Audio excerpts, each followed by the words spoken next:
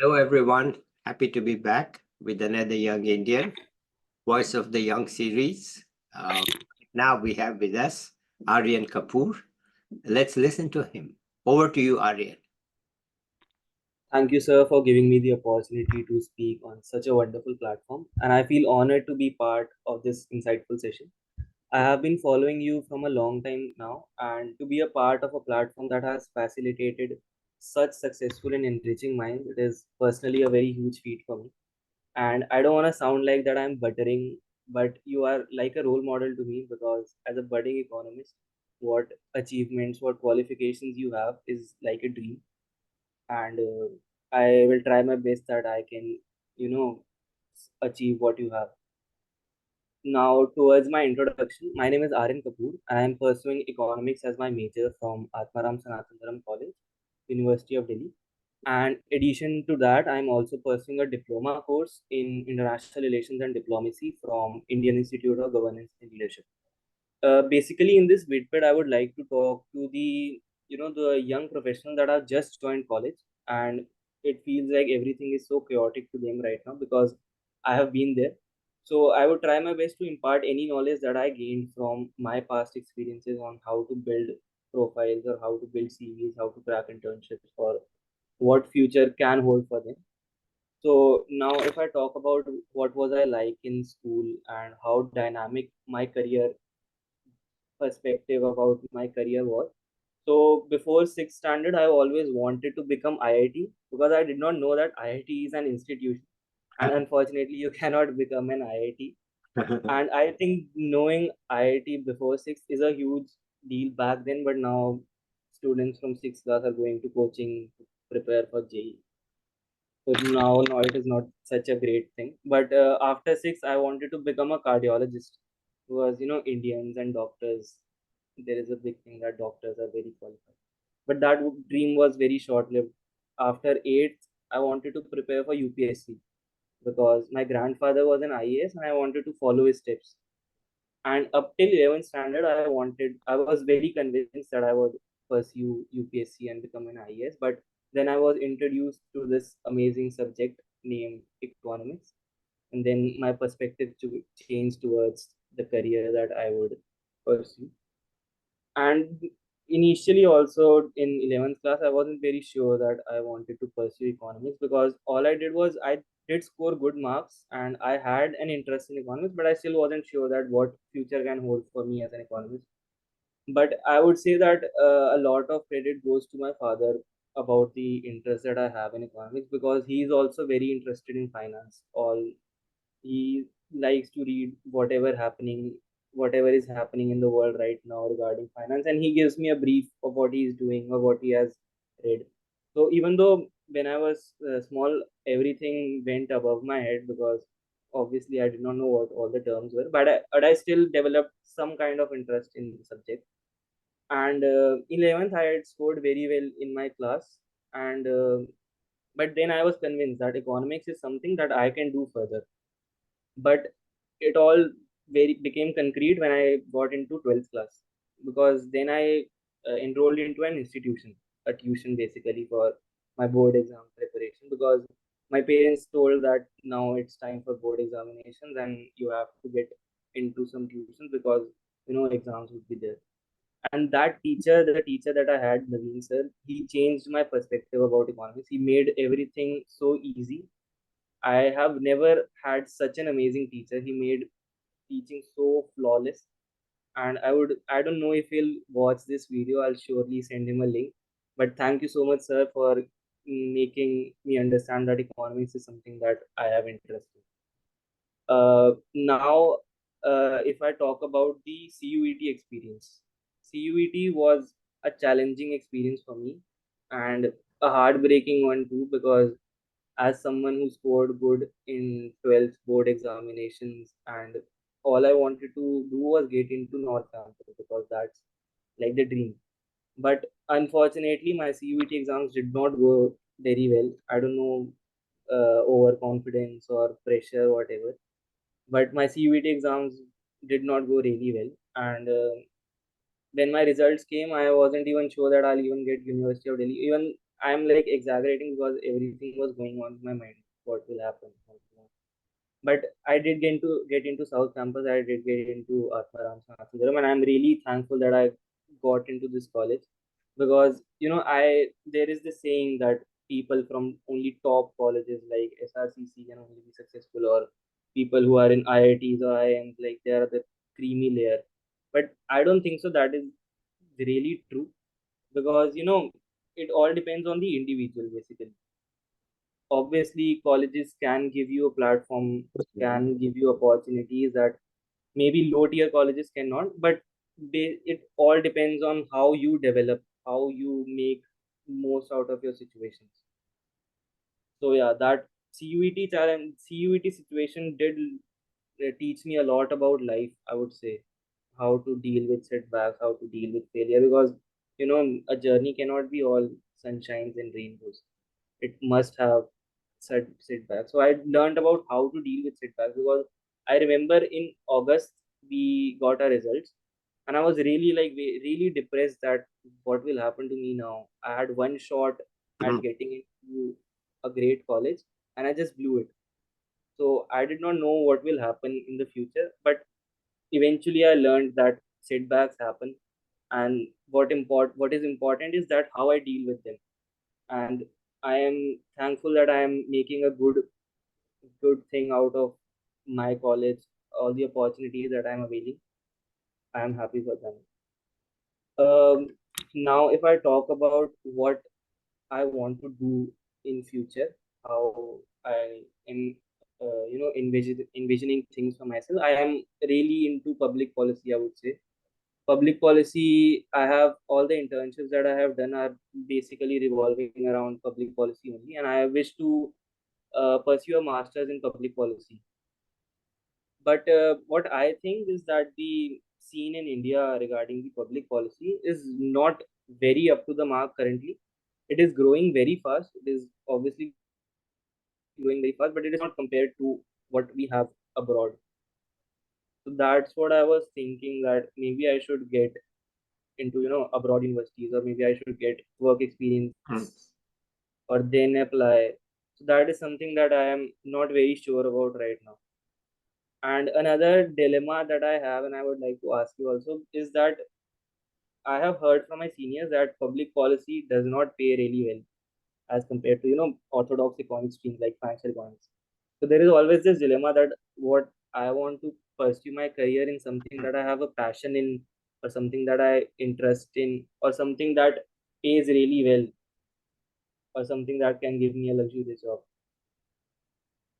Okay. So what do you think, sir? Well, first of all, let me say that I am not quite in touch with conditions in the job market for young people in India. I'm not in touch. I have lived outside India so long, I'm not in touch. So my answer has to be a bit more general. First, it's true that nothing pays as well as a corporate job. Corporate jobs pay the most. Okay. There's nowhere else will you get that amount of money. But I've heard from several people who took corporate jobs and quit after some time because the work didn't suit them. The overall work, whether it was the work hours or it was the nature of the work or the type of people they were with, it didn't suit them. Okay. Now, today in India, there are many opportunities for young people. That's a blessing, and it's also a source of confusion. Mhm. In the old days, there were no choices. You just had no choice. You just did something. Right? Whatever was there, you took it. So today, the confusion of choice is there. And I would say that today, the opportunities are not sort of, very good and then very bad. There's in between. In terms of money, there's in between. And it's for you to find your sweet spot. If you cannot uh, take the corporate life for whatever reason, very personal, because it's going to be your life.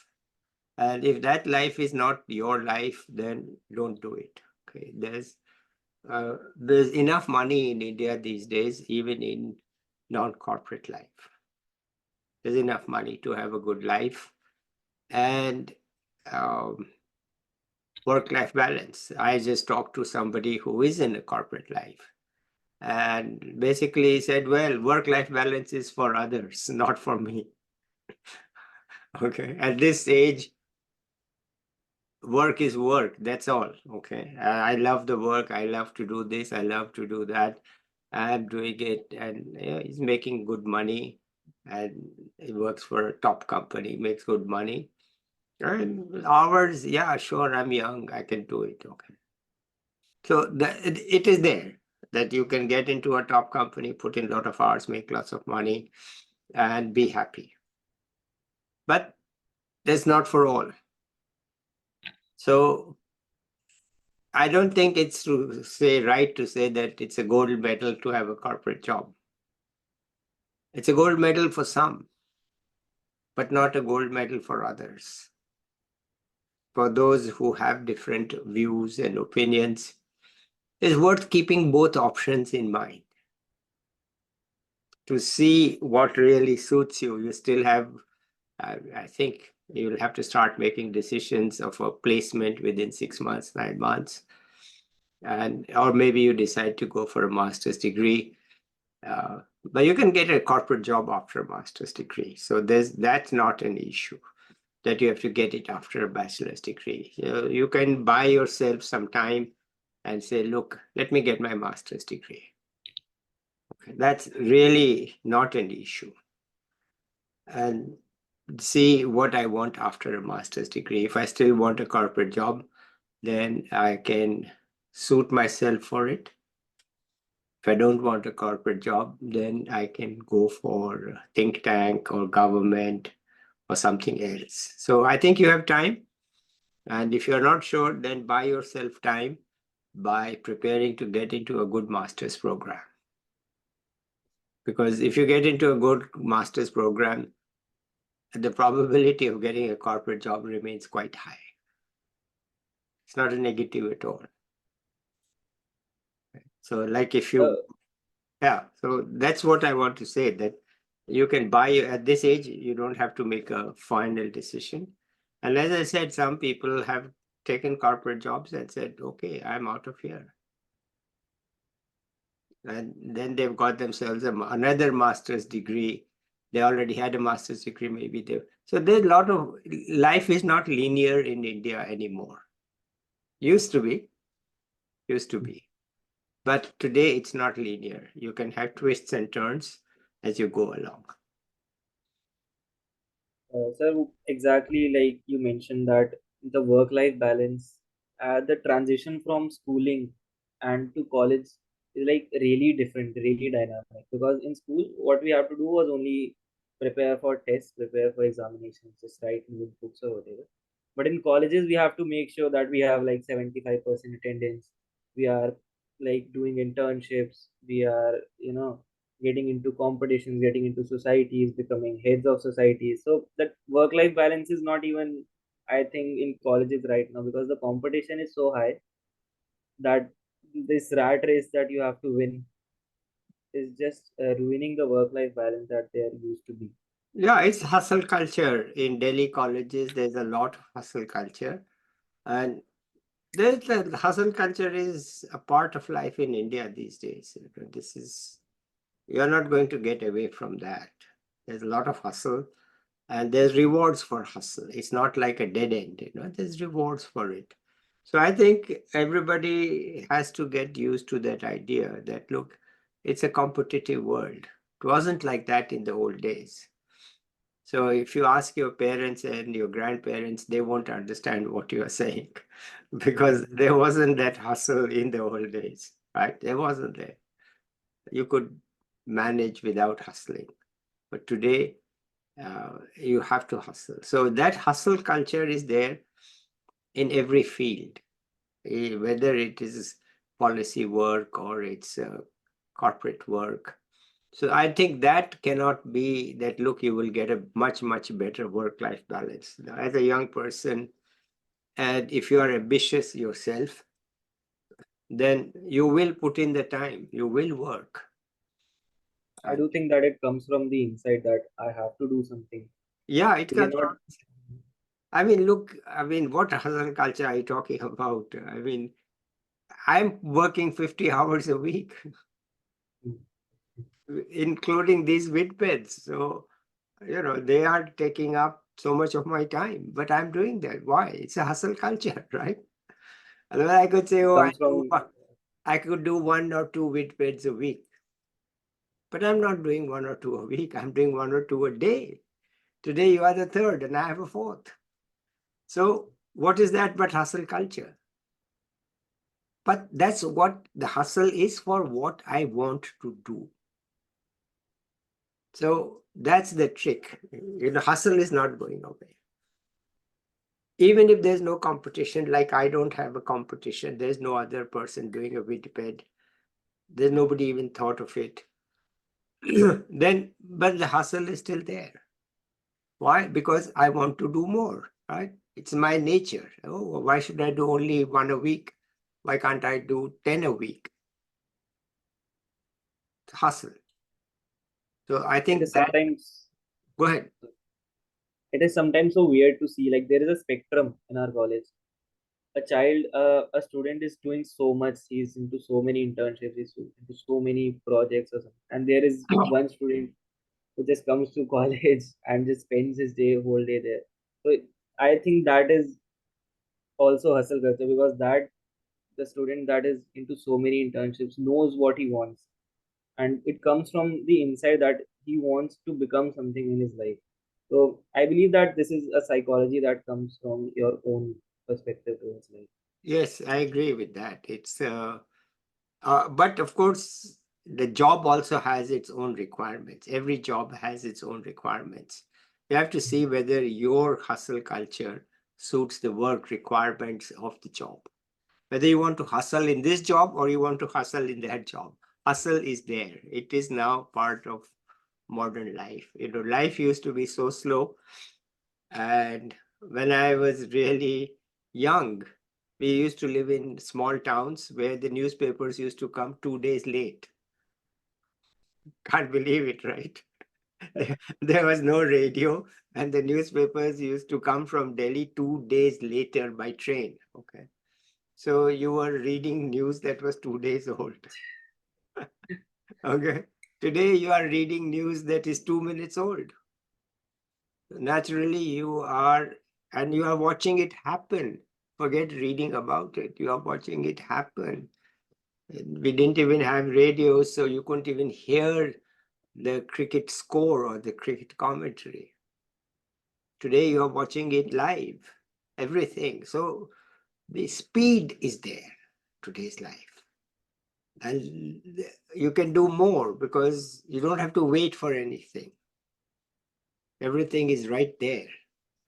So the hard work and hustle will be there in almost anything you do. Question is, what is it that you want to do?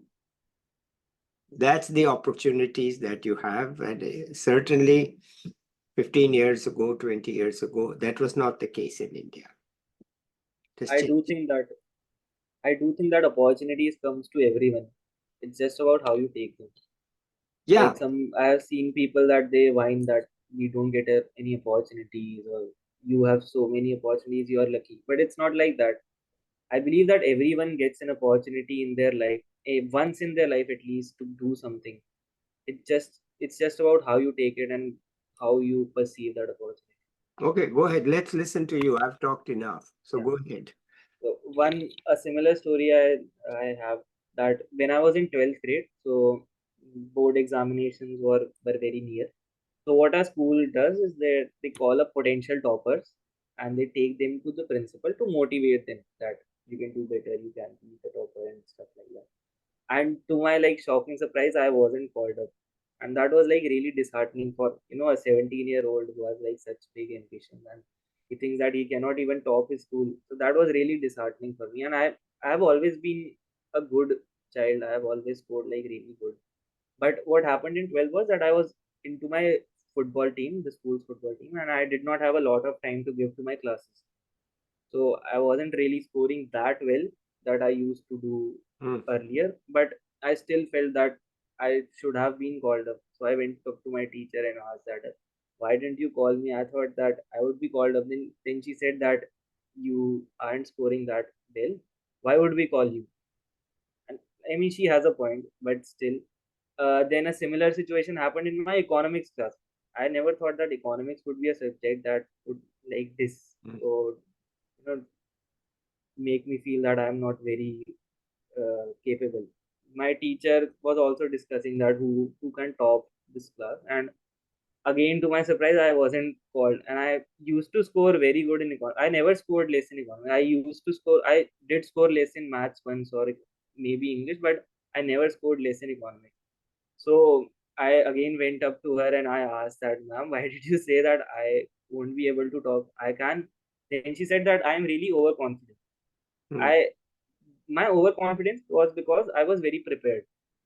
I have I was had completed the syllabus much earlier because of my tuition classes. So I wasn't. I mean, I would be overconfident, but I wasn't really overconfident for myself. So I told her that no matter what happens, I will top economics.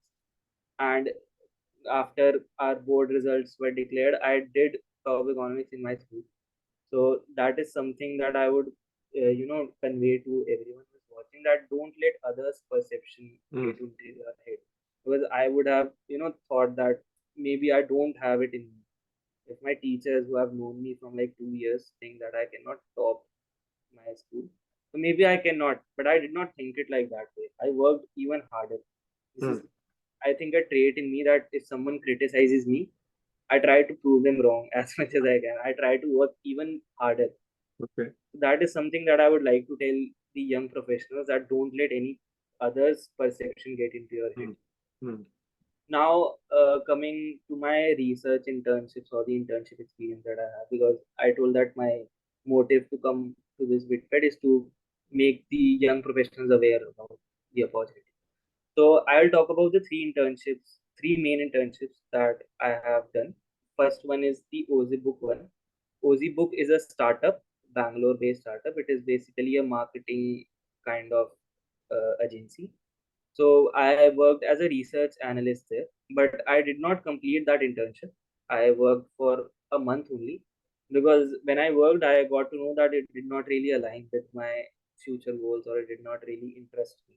What I had to do was I had to make meeting minutes, or I had to make Notion pages, or do market research. Even though market research was very interesting, but the other factors, the other responsibilities that I had really did not interest me, and I thought of this as a waste of time. So that is also something that I learned from this experience, is that it is very important to ask your employer that what is he expecting from you before getting into a job. Because I thought that I would be only given the task to do market research, because that seems interesting to me, but the other responsibilities that I had did not really align with my goals. So I thought that it is not very wise to continue with this internship. And the next internship that I did was with the International Institute of SDGs and Public Policy Research. I was a research intern there. It was a 2 month internship, and my experience was really good there. I haven't done any on site internship yet because of my college arrangements, but this was also a remote internship. So basically, we were given two choices. One choice was that we can write articles for the website that will be posted, that will be published, but it did not have the ISBN code. So I talked to my seniors that will it be worth if it does not even have an ISBN code? So they said that very honestly that it won't be that worth it, because if something that does not have a code for what you have published won't be considered if you apply for masters abroad. So the other choice was that we can write a chapter for the book they were publishing, and that had an ISBN code. So I thought that that would be a better option, even though they were charging like 2,000. But I thought that that would be a better option, because if I want to pursue masters or even from abroad, that whatever I'm publishing should have a specific code or should have my identity as it. So the chapter that I worked on was humanitarian crises and genocides, and that was a really fulfilling experience, I would say, because I got to know about the harsh reality that is, taking that is just taking place in Middle Eastern countries, or what the situation is. And I did wrote some policy recommendations also, and that was a good experience for me, I would say. So the next and last internship the current internship that I'm doing, not the last, the current internship that I'm doing is the Project Statecraft internship. As soon as I started my professional journey, Project Statecraft was a think tank that I thought really highly of, and I never thought that I would get in so early, because I was just in my first year, and I never thought that they would take students from first year. So what happened was, I was surfing LinkedIn one day, and they had posted that they were looking for interns, and they had only two posts. So I thought that even if I apply, even if I give it the interview, there is no way that they will take me, because there are only two posts, and they would prefer someone who has a master's degree basically. But to my fortunate surprise, I did get in, and I would say that Project Statecraft is really helping me building my research skills. The This is my second month in that internship currently, and for the first month, I was given a task to prepare a policy brief. They gave me a topic that would interest me. That I had the full liberty to choose any topic, and I choose the policy that the PM Ajay one, Pradhan Mantri Anusuchit Jati Abhyuday Yojana, and that was a really good experience, I would say, because these policies, I don't think so, get really highlighted, because that does not really benefit all of the society. It is just targeting a specific section of the society. But I would say that I got to learn a lot, all the branches, all the financial accounts that is there, whatever is happening currently, what is the current situation, what are the challenges that the government is facing, and then I have to read what the recommendations, like what government can do to implement such policies better in the future. So I would say that that was a really great experience for me. I got to learn a lot from there. And currently we are working on a case analysis study. Basically, it is about the projects that are implemented in Gujarat and Rajasthan. So we are having a comparative analysis about why Gujarat's projects have been more successful than Rajasthan. So I think this is a really interesting topic. We have just started working, like it has been 2 days, but I think that this is a really interesting topic that we can talk about. And now I would talk about how I got these internships, because that is really important. Yeah. So yeah, so I would like to, like, I think there would be 4 or 5 steps. So first of all, it is important to make a CV. Anything, any internship, any volunteering experience would require a CV. And even though you won't have anything significant as a fresher, but it is still important to have a CV that would, display what your personal details are, whatever academic qualifications that you have, even if you have any experience that is like very good. So it is important to have a CV first of all. And then what I did was I got into a volunteering experience. I joined an NGO. Oh, not an NGO, but basically, but I joined a volunteering session. I was a volunteer at the ASEAN Youth Organization in India, and I would say that that really helped me crack all these internships that I have, because what my work was there was that I had to, conduct workshops. I had to reach out to NGOs. I had to prepare presentations. I had to write articles. I had to research. So I think that that covered all the domains that one could think about, because if you are in first year, you don't have a concrete view of what you want to pursue. So I think that if you get into volunteering experiences, you can get an idea of what interests me. If content writing interests me, if research interests me, if data analysis interests me. So I believe that volunteering would be a great kickstart to your career. And then I again volunteered for WWF. I was a event coordinator there. So basically, what they do is they annually host a panda fest, where they call in schools from all across India, and they host competition. So I was an event coordinator there. So that taught me about how an event is organized, what all steps are there, how the financials are handled, how students are managed, and stuff like that. So I believe that volunteering is one thing that can really help you kickstart your career. Next step would be your LinkedIn. LinkedIn seems very scary, I would say, to freshers, because you can get easily insecure because of what people are doing. They're getting into so many internships, they're having so many achievements. Even though it seems scary, but I would say that it is the most important thing that you can do for your career. Because whatever internships that I have, you know, gained, whatever I have cracked, are from LinkedIn only. If I talk about something that like 10 years ago, LinkedIn won't be that beneficial. But considering the competitive environment that is today, right now, LinkedIn, I believe, is one of the most important social media platforms. It is time to like get off Instagram and get on LinkedIn, I would say, if you want to do something. Mm, So LinkedIn is something that you really need to work mm, upon. You need to mm. build a really good profile on LinkedIn. That is really important, I would say. And then I would say that it is important to have a sample of what you are doing, a sample of what you have done. Because if I talk about research internships particularly, they ask for a writing sample before they ask you for a personal interview. And that writing sample eliminates like 99% of the candidates, because they read the writing sample and they know that if this candidate has potential or not. Like if I talk about, you want to do data analysis, so it is important that you have a project ready, a personal project ready beforehand, so that you can showcase that in any interviews or any applications that you have to participate in. And the last would be interview preparation, obviously, because any internship, they ask for personal interviews before they accept you. And it is important to know how interviews are conducted, and it is important to know what is the decorum of an interview. Because I remember when I just started my experience, like, so I started by giving interviews in college society, because their recruitment process does include in interviews, and I think that that really helped me to furnish my skills of interview.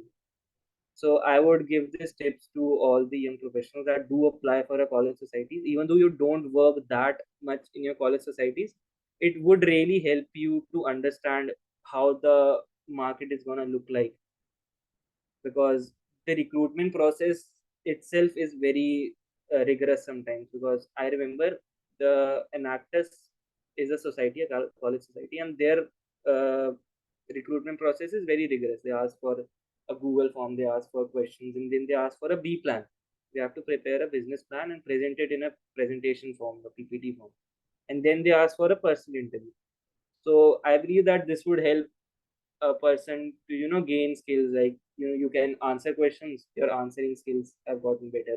You will prepare a B plan, your B plan skills, if you want to participate in competitions, your B plan skills have gotten better.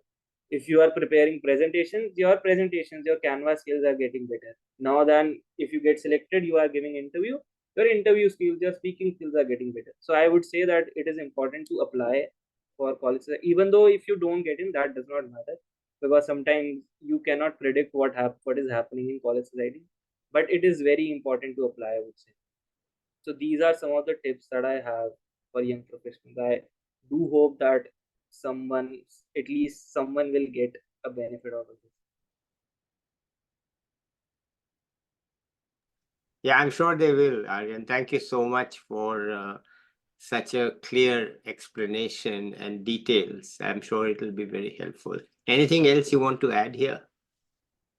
uh, Not really, sir. Okay, good. I think the next person, whoever it is, please wait. I'm just about finishing with Aryan, and you can just wait. Okay, so thank you, Aryan, so much for a very clear Thank you so much. exposition of who you are, what you are, and how others can benefit from what you have learned. And let's end it here today. And I'll be back with another young person or an expert soon. Let's say bye. So, okay, bye everybody. I will be back soon. Thank you, Aryan.